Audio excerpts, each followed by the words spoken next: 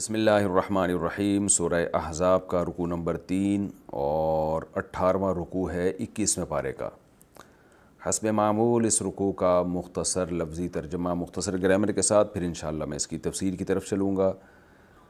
بسم اللہ الرحمن الرحیم۔ لقد کان لکم فی رسول اللہ، البتہ تحقیق ہے تمہارے لیے اللہ کے رسول میں، اسوۃ ایک نمونہ۔ اسوہ کہتے ہیں مثال جس کو فالو کیا جا سکے، ایک ایگزامپل جس کو فالو کیا جا سکتے، ایک نمونہ جس کو فالو کیا جا سکے۔ تمہارے لیے اللہ کے رسول میں ایک نمونہ موجود ہے، حسنۃ اچھا نمونہ، لمن کان یرجو اللہ، ہر اس شخص کے لیے جو اللہ کی امید رکھتا ہے، یعنی لقاء کا لفظ محذوف ہے یہاں پہ، یرجو لقاء اللہ، جو اللہ سے ملاقات کی امید رکھتا ہے، والیوم الآخر اور آخرت کے دن سے ملاقات کی امید رکھتا ہے، وذکر اللہ کثیرا اور اللہ کو یاد کرتا ہے کثرت سے۔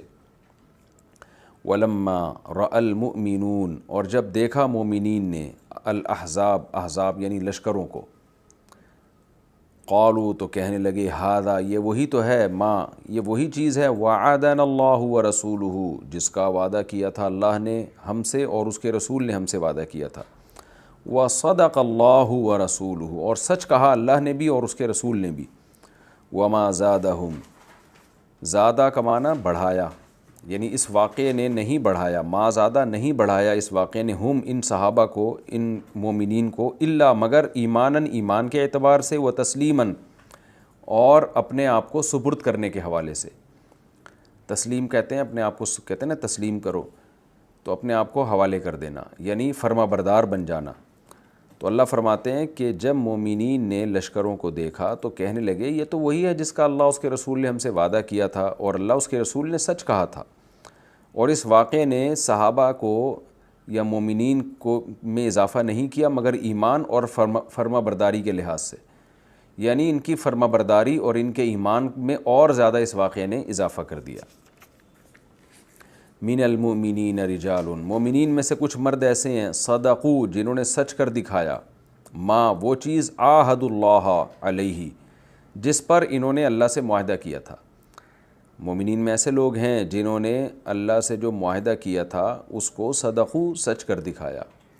فمنہم پس ان میں سے بعض ایسے ہیں، کچھ ایسے ہیں، قضا نحبہ جنہوں نے اپنی نظر کو پورا کر دیا۔ نظر منت کو کہتے ہیں، نحب کہتے ہیں نظر منت، تو یہاں منت مراد نہیں ہے، یہاں مراد ہے ایگریمنٹ۔ منت تو اصل میں ایک شرعی اصطلاح ہے کہ آپ کچھ کہتے ہیں کہ اللہ نے اگر میرے مریض کو شفا دے دی تو میں اتنے روزے رکھوں گا یا اتنی نماز پڑھوں گا، تو وہ ایسی عبادت کی ہوتی ہے جو مقصود ہو، نماز روزے صدقہ خیرات کی منت ہوتی ہے۔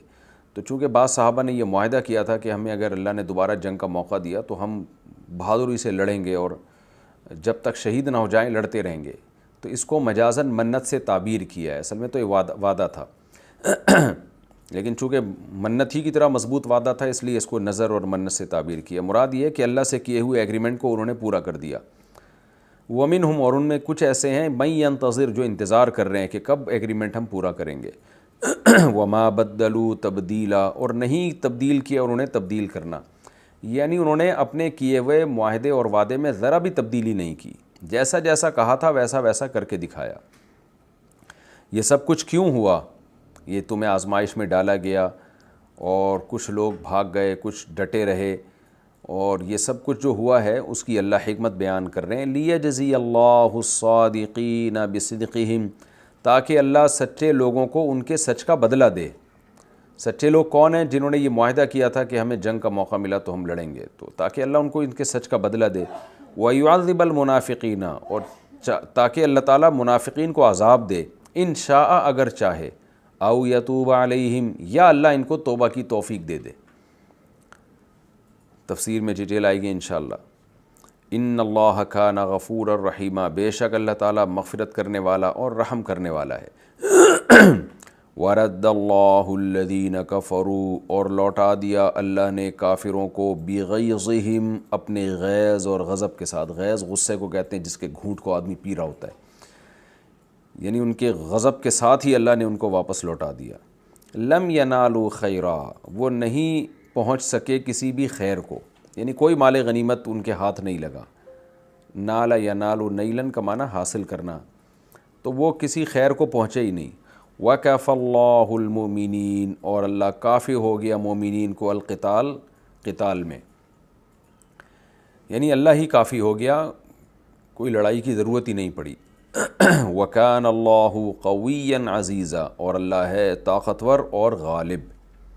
وَأَنزَلَ الَّذِينَ ظَاهَرُوهُمْ، اور اللہ نے اتارا ان لوگوں کو جنہوں نے ان کافروں کی مدد کی تھی۔ ظاہر یظاہر مظاہرتاً، اور ظہاراً مدد کرنا، ظہر کہتے ہیں نا پشت کو، تو کسی کی پشت کو مضبوط کرنا، اس سے یاد رکھیں یہ لفظ۔ جنہوں نے ان کافروں کی یعنی لشکر والوں کی مدد کی تھی، جن لوگوں نے، وہ تھے بنو قریظہ کے لوگ، من اہل الکتاب یعنی اہل کتاب میں سے، یعنی یہود میں سے تھے، تو اللہ نے ان کو اتار دیا من صیاصیہم، ان کے قلعوں سے، صیاصی جمع ہے جماخسا قلعے، ان کے قلعوں سے جو پناہ گاہیں تھیں نا، یہاں سے اللہ نے اتار دیا نیچے۔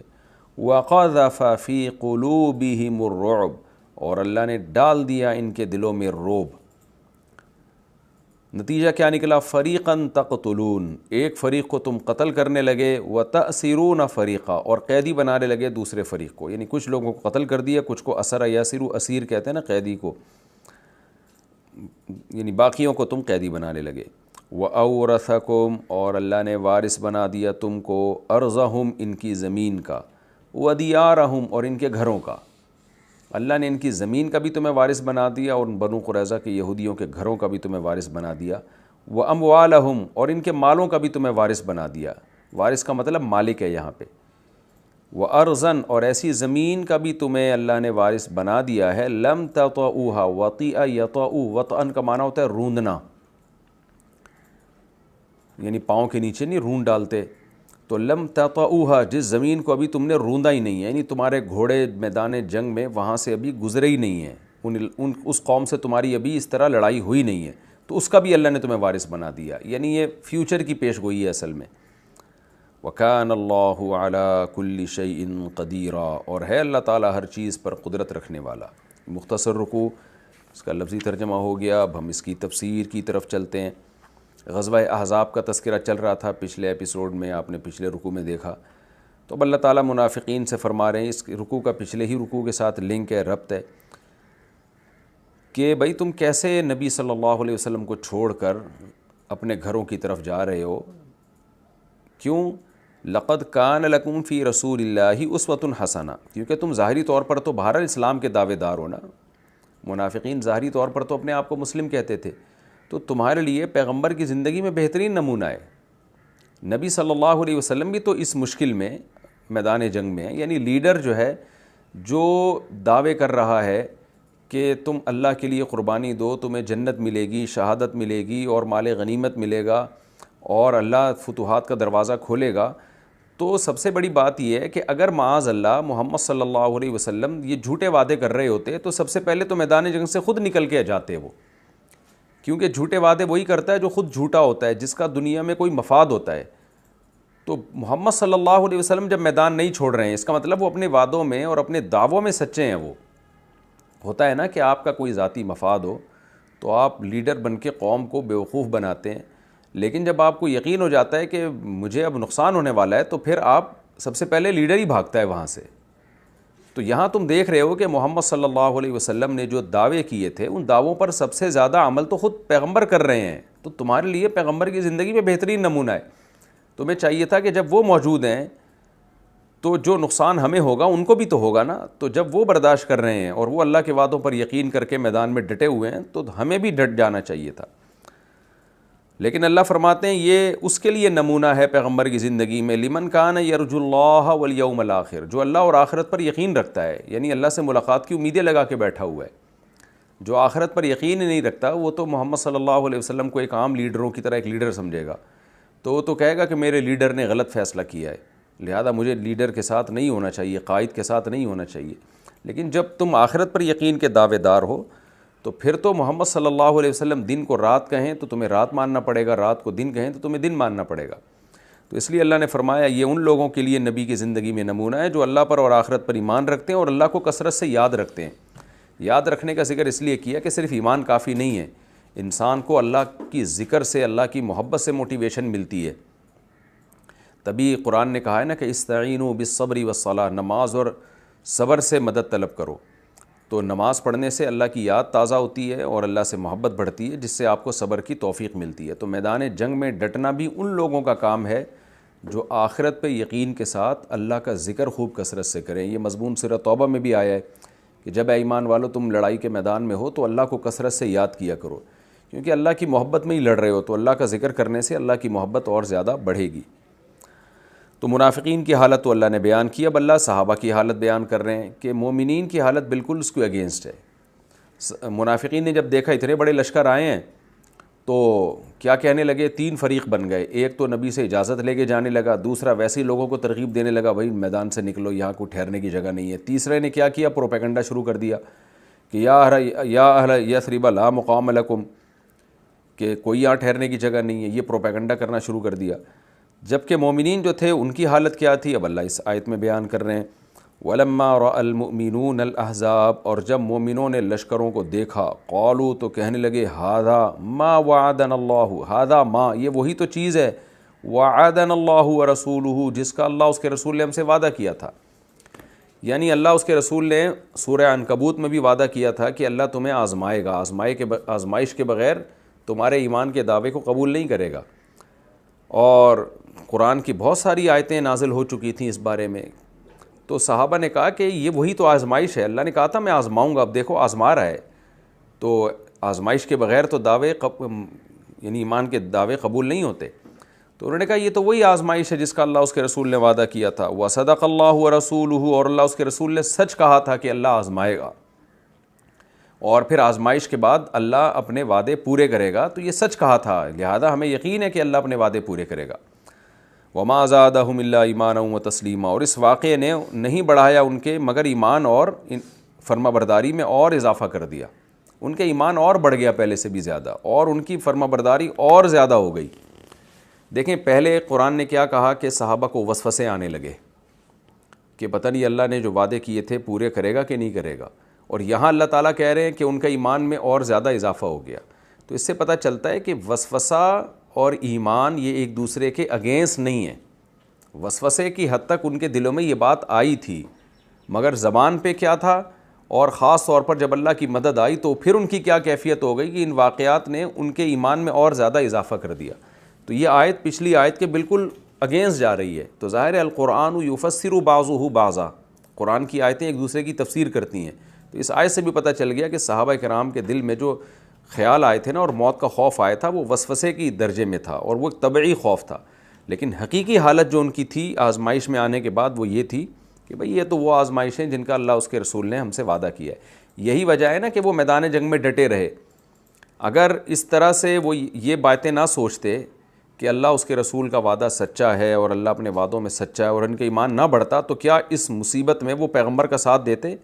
ساتھ دینا اس کی علامت ہے کہ واقعی ان کے دل کی اصل کیفیت یہ تھی جو قرآن نے بیان کی ہے، اور وہ جو بات قرآن نے پچھلے رکوع میں بیان کی ہے کہ ان کے دل میں وسوسے آنے لگے، وہ صرف وسوسوں کی حد تک تھی، اس کا حقیقت سے تعلق نہیں تھا۔ آگے اللہ تعالیٰ فرماتے ہیں من المؤمنین رجال، انہی مومنین میں کچھ مرد ایسے ہیں صدقوا ما عاہدوا اللہ علیہ، کہ جو اللہ سے انہوں نے وعدہ کیا تھا اسے پورا کر کے دکھا دیا انہوں نے۔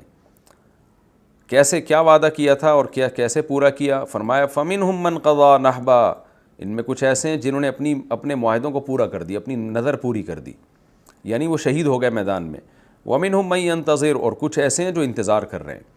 یہ معاہدہ غزوہ بدر میں اور بعض نے غزوہ احد میں کیا تھا، غزوہ بدر میں کیا تھا اس میں صحابہ نے وعدہ کی، بہت سے صحابہ غزوہ بدر میں شریک نہیں ہو سکے تھے کیونکہ ان کو معلوم نہیں تھا کہ یہ لڑائی ہوگی۔ وہ تو نبی صلی اللہ علیہ وسلم ایک تجارتی قافلے پر حملہ کرنے کے لیے جا رہے تھے، کسی کے خیال میں بھی نہیں تھا کہ ایسے لڑائی ہو سکتی ہے، باقاعدہ جہاد یعنی جنگ ہو سکتی ہے۔ تو جو صحابہ اس میں شریک ہونے سے رہ گئے، انہوں نے، بعض لوگوں نے منت مانی کہ اگر اللہ نے ہمیں دوبارہ موقع دیا تو ہم بہت بہادری سے لڑیں گے۔ تو کچھ کو غزوہ احد میں موقع ملا، اس میں شہید ہوئے، کچھ کو غزوہ خندق میں وہ شہید ہو گئے، اور کچھ اب تک شہید نہیں ہوئے لیکن وہ انتظار کر رہے تھے کہ ہمیں موقع ملے اور ہم اللہ کی راہ میں اپنی جان دیں۔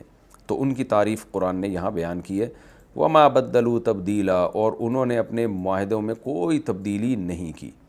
اللہ فرماتے ہیں یہ سب کچھ کیوں ہوا؟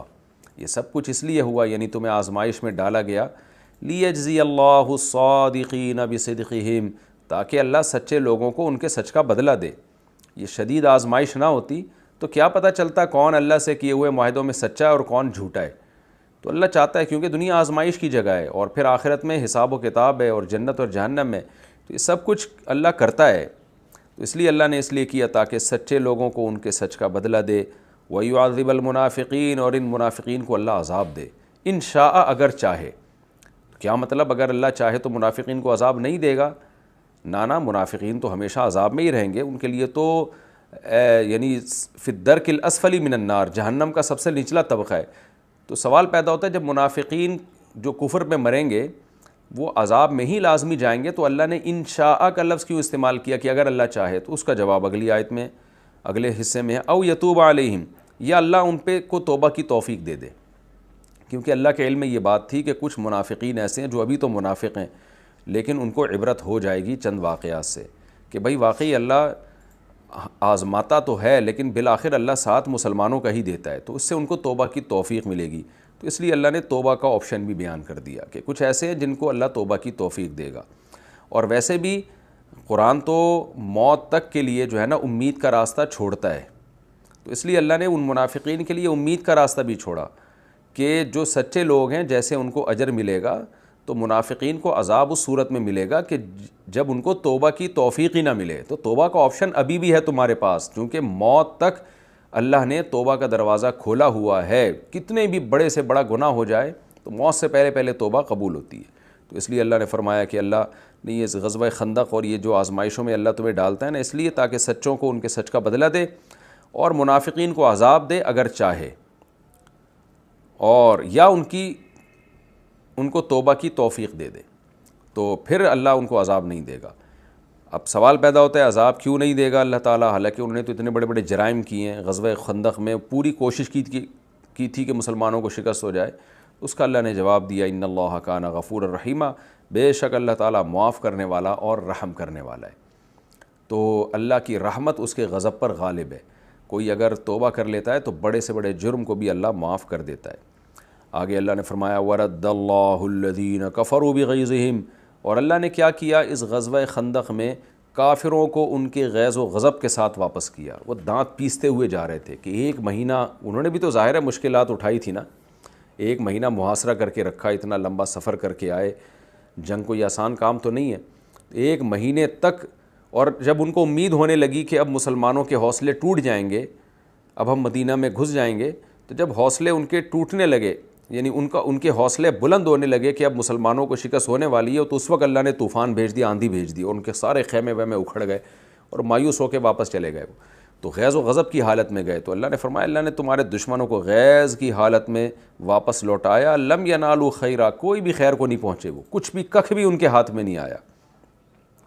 وَكَفَى اللَّهُ الْمُؤْمِنِينَ الْقِتَالَ، اور اس قتال میں اللہ مومنین کو خود ہی کافی ہو گیا، مومنین کو جنگ بھی نہ لڑنا پڑی، بلکہ دفاع ہی پر اکتفا کیا مومنین نے، اور وہ خود شکست کھا کے چلے گئے۔ وَكَانَ اللَّهُ قَوِيًّا عَزِيزًا، اور ہے اللہ تعالیٰ طاقتور اور غالب۔ وَأَنزَلَ الَّذِينَ ظَاهَرُوهُمْ، اور یہ جو بنو قریظہ کے یہودی کمبخت جن سے تم نے معاہدے کیے تھے کہ یہ کبھی تمہارے خلاف کسی کا ساتھ نہیں دیں گے، اسی بیس پہ تم نے ان کو چھوڑ کے رکھا ہوا تھا کہ جینے دو، ان کو رہنے دو، اپنی مرضی سے اسلام قبول کریں گے تو ٹھیک ہے، نہیں تو اپنے حال پہ رہنے دو۔ دیکھیں اسلام میں کبھی بھی تلوار کے زور سے کسی کو مسلمان نہیں بنایا گیا، اس کی تاریخ میں کوئی مثال نہیں پیش کر سکتا۔ ہمارے نبی چاہتے تو بنو قریظہ کے قلعے کا پہلے محاصرہ کر لیتے اور کہتے زبردستی مسلمان ہو جاؤ ورنہ ہم تمہیں گاجر مولی کی طرح کاٹ کے ختم کر دیں گے، بلکہ ان کو رہنے دیا کہ ٹھیک ہے کفر پہ رہتے ہو تو رہو، لیکن مسلمانوں کے خلاف لڑو نہیں، مسلمانوں کے خلاف کسی کی مدد نہیں کرو۔ تو یہودیوں نے دیکھا کہ مدینہ میں مسلمانوں کا پلڑا بھاری ہے تو معاہدہ کر لیا، جب دیکھا کہ اب غزوہ خندق میں کافروں کا پلڑا بھاری ہے تو معاہدہ توڑ کر ان کی مدد شروع کر دی۔ تو اس لیے اب نبی صلی اللہ علیہ وسلم نے غزوہ خندق کے ختم ہوتے ہی بنو قریظہ کا محاصرہ کیا، اور پھر کئی دن تک یہ محاصرہ جاری رہا۔ بنو قریظہ تنگ آ کے انہوں نے اپنے آپ کو حوالے کر دیا، بہت ساروں کو قتل کیا گیا، بہت سوں کو قید کیا گیا، اور ان کے سارے اموال کو مال غنیمت بنا لیا گیا، اس کا بھی اللہ نے تذکرہ کیا۔ وَأَنزَلَ الَّذِينَ ظَاهَرُوهُمْ، اور جن لوگوں نے ان یہودیوں کی کفار کی یعنی احزاب کی مدد کی تھی، اللہ نے ان کو ان کے قلعوں سے اتارا، من صیاصیہم، ان کے قلعوں سے اتارا، من اہل کتاب، اہل کتاب میں سے یعنی یہودیوں میں سے، وَقَذَفَ فِي قُلُوبِهِمُ الرُّعْبَ، اور ان کے دلوں میں تمہارا روب بھی ڈال دیا. یعنی ہو سکتا ہے یہ اور دن محاصرہ جاری رہتا اور یہ نہ اترتے، لیکن یہ مرعوب ہو گئے تھے مسلمانوں سے، تو تمہارا روب ان کے دلوں میں ڈال دیا. فَرِيقًا تَقْتُلُونَ، نتیجہ کیا نکلا؟ ایک فریق کو تم قتل کرنے لگے. وَتَأْسِرُونَ فَرِيقًا، اور ایک فریق کو تم قیدی بنانے لگے. وَأَوْرَثَكُمْ أَرْضَهُمْ، اور اللہ نے ان کی زمین کا بھی تمہیں وارث بنا دیا. وَدِيَارَهُمْ، ان کے گھروں کا بھی مالک بنا دیا. وَأَمْوَالَهُمْ، ان کے مالوں کا بھی مالک بنا دیا. وَأَرْضًا، اور ایسی زمین کا بھی اللہ نے تمہیں مالک بنا دیا. لَمْ تَطَئُوهَا، جس کو ابھی تم نے روندا ہی نہیں ہے، یعنی جس کو ابھی تم نے فتح ہی نہیں کیا. یہ فیوچر کی خوشخبری ہے. زیادہ تر مفسرین اس طرف گئے ہیں کہ اس سے مراد غزوہ خیبر ہے. تو خیبر کے یہودی جو بہت مضبوط قلعوں میں رہتے تھے، جن میں بنو نذیر کی بھی کچھ باقیات تھیں جن کو جلا وطن کیا گیا تھا، تو یہ خیبر اس سے مراد ہے. یعنی اللہ نے یعنی بتا دیا کہ ہم نے تمہیں اس کا بھی مالک بنا دیا. تو بنانے کا مطلب کیا ہے؟ یعنی بنا دے گا تمہیں. تو بعض دفعہ فیوچر میں کوئی چیز کوئی کام ہونا ہوتا ہے، لیکن وہ اتنا یقینی ہوتا ہے کہ اس کو پاس سے ہی تعبیر کی جاتی ہے. جیسے قرآن میں جگہ جگہ قیامت کی ہولناکیوں کو ماضی کے صیغوں سے بتایا گیا ہے، حالانکہ قیامت تو فیوچر میں ہوگی، لیکن یہ بتانے کے لیے گویا کہ یہ ہو چکی ہے، یعنی یہ یقینی ہے. تو اللہ نے فرمایا اور ایسی زمین کا بھی مالک بنا دیا جن کو اب جہاں تک تم ابھی گئے نہیں ہو، کیونکہ یہ جو ہے یہودیوں نے معاہدے کی خلاف ورزی کی تھی. تو پھر آگے خیبر کی لڑائی ہوئی. وَكَانَ اللَّهُ عَلَىٰ كُلِّ شَيْءٍ قَدِيرًا، اور اللہ تعالیٰ ہر چیز پر قدرت رکھتا ہے. یہ ہمارا رکوع الحمدللہ کمپلیٹ ہو گیا. اب ہم اگلے رکوع کی طرف چلتے ہیں. یہ آسان رکوع تھا. اب میں چلتا ہوں جی سورہ احزاب کا رکوع نمبر 5 اور 21ویں پارے کا رکوع نمبر 20. مختصر لفظی ترجمہ ہوگا، مختصر گرامر ہوگی، پھر انشاءاللہ اس کی تفسیر ہوگی. یا ایھا النبی، اے نبی، قل لازواجک، آپ اپنی بیویوں سے کہہ دیجئے، ان کنتن، کنتا واحد مخاطب کا صیغہ اور کنتن جمع مؤنث، یعنی بہت ساری عورتوں کے لیے. ان کنتن، اگر تم ہو، کیسی ہو؟ تریدن الحیات الدنیا، ارادہ کرتی ہو دنیاوی زندگی کا. ارادہ یرید ارادتاً باب افعال ہے نا، اور تریدنا اصل میں تھا ترویدنا، تکرمنا کی طرح، تضربنا کی طرح. اگر تم ارادہ کرتی ہو یعنی چاہتی ہو دنیاوی زندگی، وزینتہا، اور اس کی زینت. فتعالینا، تعال کہتے ہیں آؤ، اور تعالینا یہ جمع کا صیغہ ہے. عورتوں کو جب خطاب کیا جائے تو تعالینا، فتعالینا تو آؤ. یہ عزت کے ساتھ جب کسی کو بلایا جاتا ہے نا، اس وقت تعال کا لفظ استعمال ہوتا ہے. تعالینا امتعکن، متع یمتع تمتیعا، فائدہ پہنچانا. تو امتع، میں تمہیں فائدہ پہنچاتا ہوں یا پہنچاؤں گا. کننا، تم سب کو. امتعکن، میں تم سب کو دنیا کا مال و متاع دوں گا، یہ مطلب ہے. واسرحکن، سرح یسرح، تسریحاً کا معنی چھوڑ دینا، کسی کو آزاد کر دینا. واسرح، اور میں تمہیں چھوڑ دوں گا تم سب کو، سراحاً جمیلا، عمدہ طریقے سے چھوڑنا. وَإِن كُنتُنَّ، اور اگر تم ارادہ کرتی ہو، تُرِدْنَ اللَّهَ وَرَسُولَهُ، اور اگر تم ارادہ کرتی ہو اللہ کا اور اس کے رسول کا. وَالدَّارَ الْآخِرَةَ، اور آخرت کے گھر کا، یعنی تم چاہتی ہو اللہ ملے، اس کے رسول ملے اور آخرت ملے. فَإِنَّ اللَّهَ، تو بے شک اللہ تعالیٰ نے، أَعَدَّ، تیار کر رکھا ہے، لِلْمُحْسِنَاتِ، نیک عورتوں کے لیے. احسان کہتے ہیں یعنی ایکسیلنسی، یعنی جو اعلیٰ درجے کی نیک ہوں، ان عورتوں کے لیے، من کننا، جو تم میں سے ہوں گی، کیا تیار کر رکھا ہے؟ اجراً عظیما، بہت بڑا اجر. یا نساء النبی، اے نبی کی بیویوں، من یاتی من کننا، جو بھی آئے گی تم میں سے. اس کے بعد با ہے نا بفاحشۃ میں، تو اس کا مطلب لائے گی، یعنی ارتکاب کرے گی. تم میں سے جو بھی ارتکاب کرے گی، بفاحشۃ مبینۃ، کھلی بے حیائی کا. یضاعف لها العذاب، تو بڑھا دیا جائے گا اس کے لیے عذاب، ضعفین، 2 گنا، یعنی اس کو دگنا عذاب دیا جائے گا. وَكَانَ ذَلِكَ عَلَى اللَّهِ يَسِيرًا، اور ہے یہ بات اللہ پر بہت آسان. وَمَن يَقْنُتْ مِنكُنَّ، اور تم میں سے جو اطاعت کرے گی، قنت یقنت قنوتاً، اطاعت کرنا. منکنہ، تم میں سے جو اطاعت کرے گی، للہ ورسولہ، اللہ کی اطاعت اور اس کے رسول کی. وَتَعْمَلْ صَالِحًا، اور نیک عمل کرے گی. نُؤْتِهَا أَجْرَهَا، تو ہم دیں گے اس کو اس کا اجر، مرتین، دگنا، یعنی اجر بھی زیادہ ملے گا. وَأَعْتَدْنَا لَهَا اور تیار کر رکھا ہے ہم نے اس کے لیے رزقاً کریما عمدہ روزی، عزت والی روزی۔ یا نساء النبی ہی، اے نبی کی بیویوں، لستن، لستہ کا معنی ہوتا ہے لیسا کا معنی نہیں، لستہ اصل میں لیستہ تھا سمعتہ کی طرح، مرد کے لیے استعمال ہوتا ہے کہ تو نہیں ہے، اور لستن تم سب نہیں ہو، یعنی عورتوں کے لیے استعمال ہوتا ہے۔ لستن تم نہیں ہو کا احد من النساء، عورتوں میں سے کسی ایک عورت کی طرح، یعنی عام عورتوں میں سے کسی ایک عورت کی طرح تم نہیں ہو، یعنی تم عام عورتوں کی طرح نہیں ہو۔ ان اتقیتن، اگر تم تقوی اختیار کرو، اتقا یتقی اتقاءً کا معنی تقوی اختیار کرنا، اتقیتن اکتسبتن کی طرح ہے، ضربتن کی طرح، اگر تم تقوی اختیار کرو، فلا تخضعن بالقول، پس قول میں نرمی پیدا مت کرو، خضع یخضع جھک جانا، اور خشوع و خضوع ہوتا ہے نا، خشوع و خضوع کہتے ہیں نماز میں اللہ کے سامنے نرمی کے ساتھ، عاجزی کے ساتھ، تو فلا تخضعن، پس تم نرمی پیدا مت کرو بالقول، قول میں، یعنی اپنے نرم انداز سے بات نہ کیا کرو، تو ہوگا کیا، فیطمع الذی، بس لالچ پیدا ہوگی، طمع پیدا ہوگی اس شخص میں، فی قلبہ مرض، جس کے دل میں بیماری ہے۔ بیماری سے مراد ہے شہوت کی بیماری، یعنی بڑھی ہوئی شہوت۔ شہوت کی دو قسمیں ہوتی ہیں نا، ایک شہوت جو نیچرل ہوتی ہے، اور ایک شہوت وہ ہوتی ہے جو یعنی حد اعتدال سے بڑھی ہوئی ہوتی ہے، جس میں انسان کسی کے تقدس کا اور مرتبے کا بھی خیال نہیں کرتا، تو اس شہوت کو اللہ نے بیماری سے تعبیر کیا ہے۔ تفسیر میں مزید ڈیٹیل آئے گی انشاءاللہ۔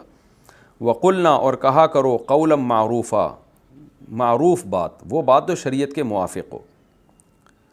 وَقَرْنَ فِي بُيُوتِكُنَّ، اور قرار پکڑو اپنے گھروں میں۔ وقرنا اصل میں واو الگ ہے، واو کا معنی اور قرنا اصل میں تھا اقررنا، قرہ یقر قراراً سے، اقررنا اس معنی کی طرح، تو خلاف قیاس جو ہے نا اس میں ایک را کو حذف کر دیا، اور حمزہ وصلیہ کو اس لیے حذف کیا کہ قاف پر فتحہ ہے۔ صرف میں اس کی ڈیٹیل بتائی جاتی ہے، کیونکہ یہ تفسیر کے لیکچر تو میں صرف اتنی گرامر بتاتا ہوں جس سے آپ کو قرآن کی آیت سمجھ میں آ جائے، تو بس اتنا کافی ہے آپ کے لیے کہ اصل میں یہ تھا اقررنا، قرار پکڑو، قرار سے ہے یہ، تو ایک را کو حذف کر دیا، اور واو یہ عاطفہ ہے، عطف والی، اور قرار پکڑو فی بیوتکن، اپنے گھروں میں، ولا تبرجنا، اور ظاہر ہوتی مت پھرو، تبرج کہتے ہیں ظہور کو، یعنی گھر سے جب عورت نکلتی ہے تو ظاہر ہو جاتی ہے نا، تو اس کا یہ بھی ترجمہ کیا گیا ہے کہ گھروں سے مت نکلو۔ تبرج الجاہلیت الاولی، پہلے والی جو جاہلیت ہے اس جیسا نکلنا، یعنی جیسے پہلے جاہلیت میں عورتیں گھروں سے باہر گھوما پھرا کرتی تھیں، تو اس طرح سے جاہلیت والے دور کی طرح اب تم گھروں سے باہر مت نکلو، یعنی گھروں میں قرار پکڑو۔ وَأَقِمْنَ الصَّلَاةَ، اور نماز کو قائم کرو۔ وَآتِينَ الزَّكَاةَ، اور زکوٰۃ ادا کرو۔ وَأَطِيعْنَ اللَّهَ وَرَسُولَهُ، اور اللہ اور اس کے رسول کی اطاعت کرو۔ انما، اللہ تو صرف یہ چاہتا ہے، انما کا معنی صرف یہ، یرید اللہ، اللہ تو صرف یہ ارادہ کرتا ہے، لیذہب عنکم الرجس، کہ وہ دور کر دے تم سے رجس ناپاکی کو، اہل البیت، اے اہل بیت، اے نبی کے گھر والو، وَيُطَهِّرَكُمْ، اور اللہ تو صرف یہ چاہتا ہے کہ پاک کر دے تمہیں، تطہیرہ مکمل پاک کر دینا۔ وَاذْكُرْنَا، اور یاد رکھو، ما ان آیات کو، یتلا فی بیوتکن، جو تلاوت کی جاتی ہیں تمہارے گھروں میں، یعنی قرآن کی جو آیتیں تمہارے گھروں میں تلاوت کی جاتی ہیں، آگے آ رہا ہے من آیات اللہ، یعنی اللہ کی آیات جو تمہارے گھروں میں تلاوت کی جاتی ہیں ان کو یاد رکھو۔ والحکمہ، اور حکمت کی باتوں کو بھی۔ ان اللہ کان لطیفا خبیرا، بے شک اللہ تعالیٰ باریک بین باخبر اور خبر والا ہے۔ لطیفاً کا معنی باریک بین، یعنی دلوں کے حالات کو بھی جانتا ہے، اور خبیرہ کا معنی مطلق باخبر، ہر طرح کی احوال پر وہ خبر رکھتا ہے۔ یہ لفظی ترجمہ ہو گیا جی اس رکوع کا۔ اب ہم اس کی تفسیر کی طرف چلتے ہیں۔ اس کی تفسیر میں اس کا شان نزول سمجھنا ضروری ہے۔ غزوہ خیبر میں جب رسول اللہ صلی اللہ علیہ وسلم کو مال غنیمت ملا، غزوہ خیبر کا پورا تذکرہ انشاءاللہ 28ویں پارے میں آئے گا، تو نبی صلی اللہ علیہ وسلم کے گھر کی حالت یہ تھی کہ 40 دن چولہا نہیں جلتا تھا، فاقوں کی نوبت تھی۔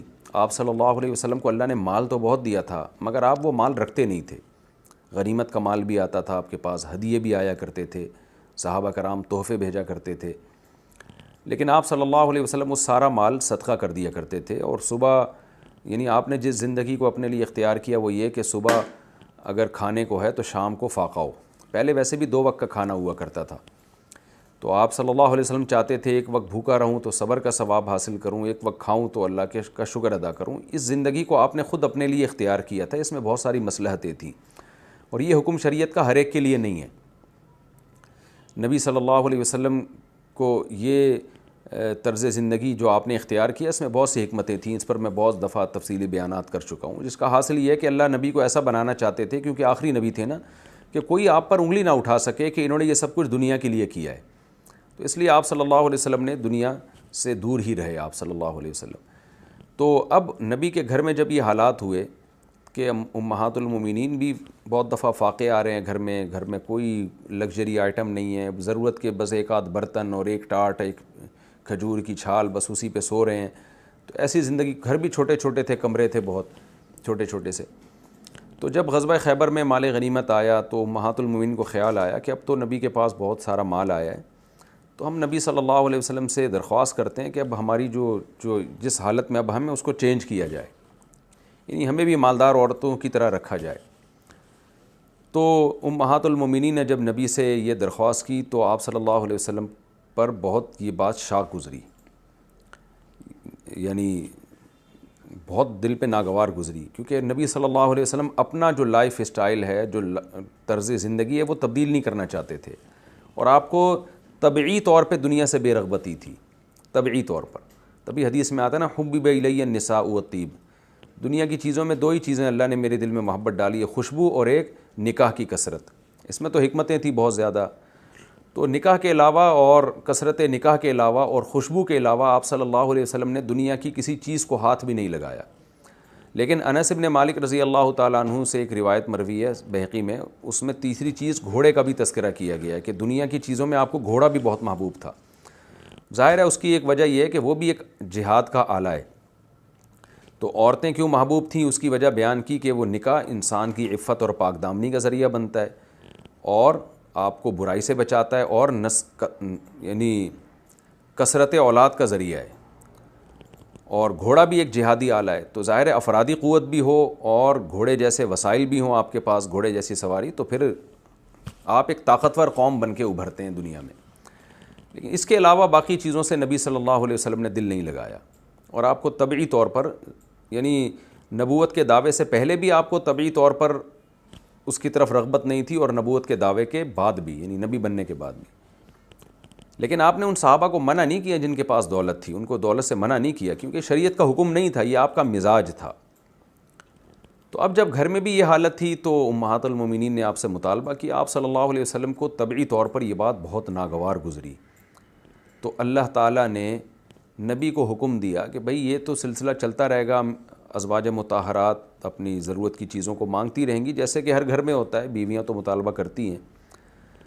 تو آپ صلی اللہ علیہ وسلم کو اللہ نے حکم دیا کہ آپ اپنی بیویوں کو نا طلاق کا اختیار دے دیں, تاکہ ظلم بھی نہ ہو, اور جو رہنا چاہے وہ اپنے اختیار سے اسی غربت میں آپ کے ساتھ گزارا کریں, اور جن کو دنیا چاہیے وہ ان کو آپ طلاق کا اختیار دے دیں تاکہ وہ آپ کو چھوڑ دیں اور وہ کہیں اور شادی کر لیں. تو یہ اختیار آپ ان کو دے دیں. تو اسی میں یہ آیت نازل ہوئی, اور اللہ کے نبی نے پھر اپنی ازواج کو بلایا اور سب کو طلاق کا آپ صلی اللہ علیہ وسلم نے اختیار دیا. اس وقت آپ کے نکاح میں 9 بیویاں تھیں, جو صحیح حدیث سے ہمیں پتہ چلتا ہے. بعض ضعیف روایات میں ایک اور زوجہ کا ذکر ہے, لیکن وہ روایت بہت کمزور ہے. تو 9 بیویاں جو صحیح روایات سے ثابت ہیں, آپ صلی اللہ علیہ وسلم نے سب کو طلاق کا اختیار دیا. اختیاری کا لفظ فرمایا کہ تمہیں اپنے اوپر اختیار ہے, تم چاہو تو اپنے اوپر طلاق واقع کر لو, چاہو تو یہ طلاق کا آپشن ختم کر کے میرے ساتھ رہو, لیکن میں جس زندگی میں ہوں تمہیں اسی زندگی میں رہنا پڑے گا. اس کو شریعت میں کہتے ہیں صلح.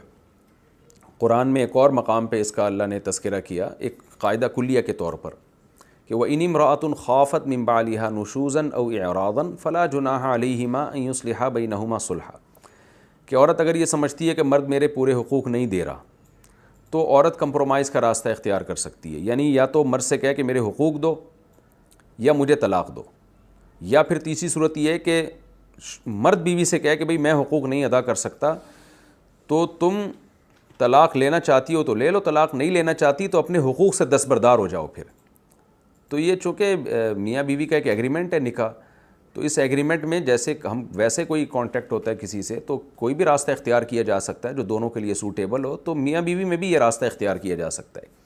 تو مرد کے پاس یہ بھی آپشن ہے کہ طلاق کا اختیار دے دے. ہاں یہ بات ضرور ہے کہ مرد اگر عورت کے بیسک حقوق ادا نہیں کر رہا تو پھر اس پر لازم ہے کہ وہ بیوی کو طلاق کا یا تو اختیار دے یا اس کو طلاق دے, یا بیوی سے اپنے حقوق معاف کروائے. یہ خوب سمجھ لیں. اس کی مثال ایسے جیسے آج کل ہمارے پاس یہ مسئلہ بہت زیادہ آتا ہے کہ کسی شخص کی 2 بیویاں ہیں اور وہ ایک کے ساتھ عدل نہیں کر رہا, یعنی اس کے ساتھ رات نہیں گزار رہا, اس کو باریاں پوری نہیں دے رہا. تو شریعت یہ کہتی ہے کہ بھائی یا تو اس کو پوری باریاں دو یا اس سے باریاں معاف کرواؤ. تو اگر عورت باریاں معاف کر دیتی ہے تو ٹھیک ہے, اپنا حق چھوڑ دیا اس نے. اگر وہ معاف نہیں کرتی تو پھر مرد پہ, اگر وہ طلاق کا مطالبہ بھی کرتی ہے کہ بھائی مجھے یا تو پورے حقوق دو یا مجھے چھوڑ دو, تو پھر مرد پر طلاق دینا واجب ہے. وہ نہیں دے گا گناہ گار ہوگا. وجہ اس کی ہے کہ قرآن نے کہا کہ کسی ایک کی طرف تمہیں ایسا مائل ہونے کی اجازت نہیں ہے کہ فَتَذَرُوهَا كَالْمُعَلَّقَةِ کہ دوسری کو لٹکا کے چھوڑ دو تم. تو لٹکانے کی اجازت نہیں ہے آپ کو. یا تو بیوی کو کہیں کہ بھئی ہم تمہیں فارغ کرتے ہیں, تم کہیں اور شادی کر کے اپنے حقوق پورے کرو, میرے ساتھ رہنا ہے تو میں حقوق نہیں دے سکتا. تو ایسی صورت میں بیوی اگر طلاق مانگتی ہے تو مرد پر لازم ہے کہ اس کو طلاق دے تاکہ وہ اس سے جان چھڑائے اور کہیں اور نکاح کر کے اپنے حقوق پورے لے. البتہ ہماری سوسائٹی میں اس پر عمل اس لیے نہیں ہو سکتا کہ اس جو نبی صلی اللہ علیہ وسلم کا جو دور تھا نا, جس میں نبی کو اختیار دیا جا رہا ہے کہ آپ اپنی ازواج کو طلاق دے دیں, اگر طلاق کا اختیار دے دیں, رہنا چاہیں تو رہ لیں, نہیں تو کہیں اور شادی کر کے اپنے حقوق پورے کریں وہ. تو ہماری سوسائٹی میں یہ ہے کہ اب عورت کو اگر آپ طلاق دیتے ہیں نا, کہیں اور شادی نہیں ہوتی اس کی, اور ہوتی ہے تو غیر کفو میں ہوتی ہے.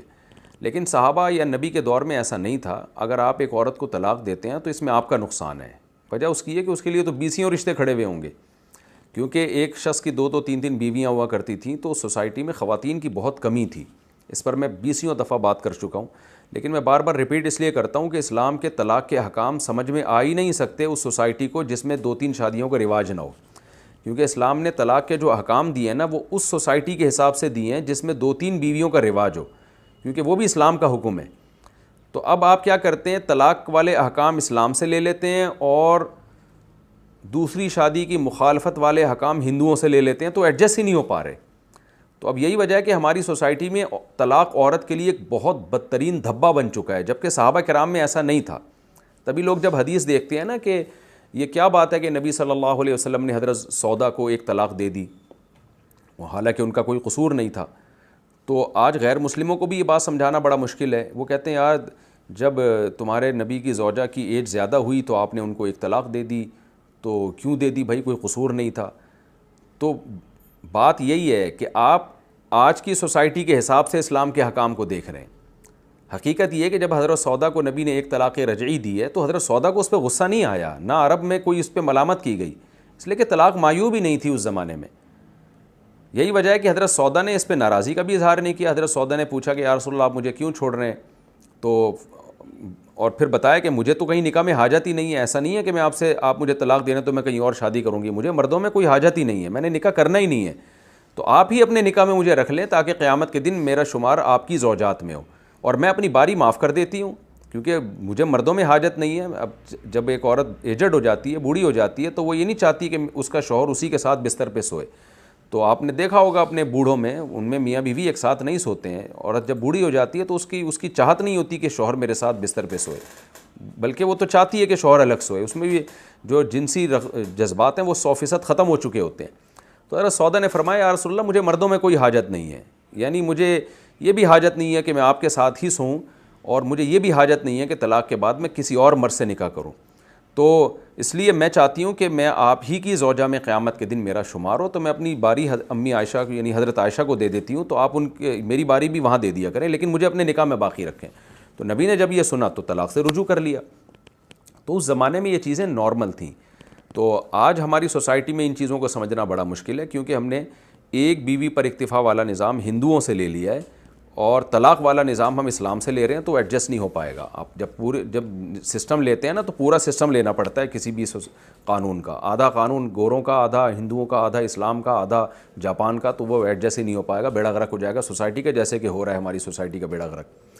تو اب یہاں بھی یہی ہے کہ نبی نے جو اپنی زوجہ کو ازواج کو اختیار دیا, تو اس اختیار میں ازواج پہ ظلم نہیں تھا, بلکہ ان کا فائدہ تھا کہ بھئی رہنا چاہو تو رہو، نہیں تو طلاق دے دیتا ہوں. تو طلاق کے بعد تو ان کے لیے بیسیوں رشتے ہوتے، عرب کے بڑے بڑے مالداروں کے رشتے ہوتے، تو وہاں تم زندگی گزارو تو تمہیں تمام حقوق ملیں گے. تو یہ اختیار دیا گیا امہات المومنین کو. اب وقت چونکہ ہمارا کمپلیٹ ہو چکا ہے، یہ تھوڑی سی ڈیٹیل آ گئی، تو اب انشاءاللہ میں اگلے ایپیسوڈ میں اس رکوع کو پھر آگے سے انشاءاللہ دوبارہ شروع کروں گا، یعنی سورہ احزاب کا رکوع نمبر 4 اور 21ویں پارے کا رکوع نمبر 20، یعنی یوں سمجھیں کہ 22ویں پارے کا رکوع شروع ہو چکا ہوگا. تو انشاءاللہ یا ایھا النبی قل لازواجک، اس کا شان نزول تو میں نے بیان کر دیا، اب اس کی تفسیر سے انشاءاللہ میں شروع کروں گا. اللہ تعالیٰ سمجھنے کی، عمل کی توفیق عطا فرمائے. وما علینا الا البلاغ.